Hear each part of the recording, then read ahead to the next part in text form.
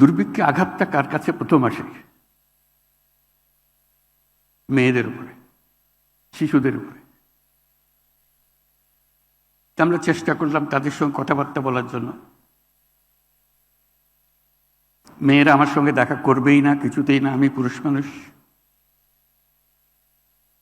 মেয়েরা গেল, তাদের সঙ্গে কথা বলল, বোঝালো কি করা যায়।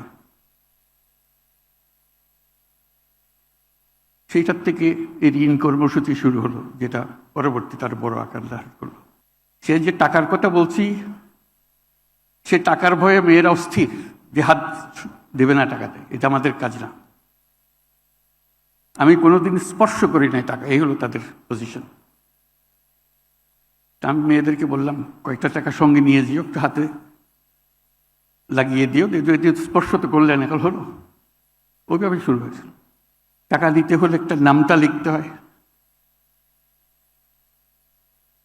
নাম তো আর খুঁজে পাওয়া যায় না, কারো নাম নাই। এটা হলো মহিলাদের কপাল। সেই শৈশবে কারো মেয়ে, অমুকের মেয়ে, বিয়ে হলে অমুকের বউ, সে জানে না তার নাম কি। কোনো রকমে তার থেকে আমরা নাম্বার করতে পারি না। সেই গেল এক অধ্যায়, নাম ঠিক করা। আমাদেরকে ঠিক করে দিতে হলো এক একজনের নাম, আপনার নাম ওই, আপনার নাম এই। তাতে আমাদের কাগজপত্র তৈরি করার জন্য, আর কিছুর জন্য না। আমি এটা বলছি এই জন্য, আমরা সমাজকে কিভাবে বিচ্ছিন্ন করে ফেলেছি অতি অনায়াসে। তার সত্তা, তার অস্তিত্ব অস্বীকার করে।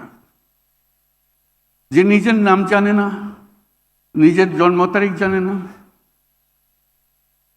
নিজের অস্তিত্ব সম্বন্ধে কিছুই জানে না, সে। এই হলো বাংলাদেশ আমাদের।